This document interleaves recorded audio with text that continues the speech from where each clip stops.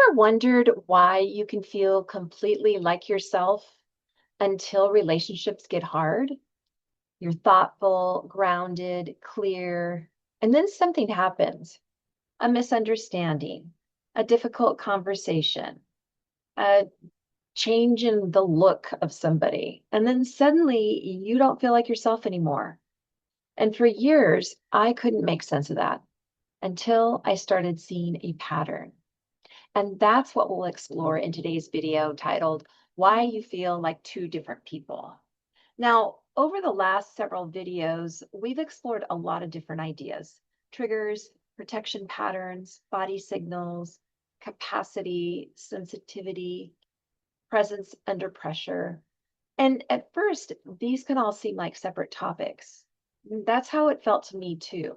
But over time, I realized they weren't separate at all. They were all describing different parts of the same experience.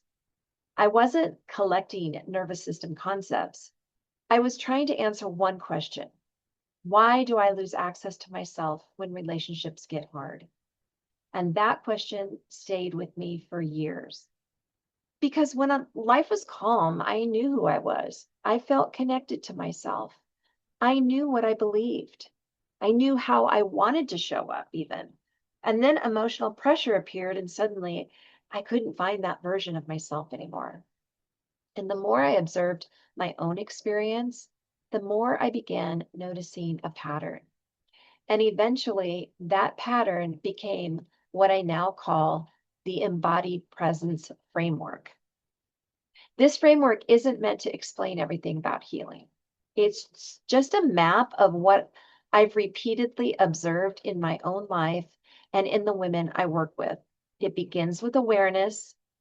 Awareness helps us recognize what's happening. It helps us notice our patterns, our reactions, our protection responses. But awareness isn't the end of the story. See, when emotional pressure rises, protection takes over. Could be fight, flight, freeze, or fawn. And in those moments, awareness can become difficult to access, not because it disappeared, but because the nervous system shifted into protection mode. And that's where capacity comes in. Capacity isn't about becoming calmer. It's about helping more of yourself remain available while emotional pressure is happening. And the more capacity grows, the more awareness stays online. The more awareness stays online, the more presence under pressure becomes possible. Not perfect presence, not never getting activated, but remaining connected to yourself while activation is happening. And when I finally saw these pieces together, something changed. I stopped asking, how do I stop reacting? And I started asking, how do I help more of myself remain available while I'm reacting? And that one question changed the direction of my own healing. Because healing isn't becoming someone new, it's increasing access to who you've always been, little by little, conversation by conversation, return by return. I still get activated. I still have moments where protection takes over, but more of me stays now because I notice what's happening. And that has changed my relationships far more than trying to become a different person ever did. And that's why I call this the Embodied Presence Framework, because it isn't really a framework about the nervous system. It's a framework about remaining connected to yourself, especially when life gets difficult. And for me, that's what healing has become. Not never losing yourself, but learning how to return and eventually learning how to stay. In the next video, we're going to explore something that has become an important part of my own practice, the presence portals, simple ways of helping your nervous system find its way back to connection when protection begins to take over.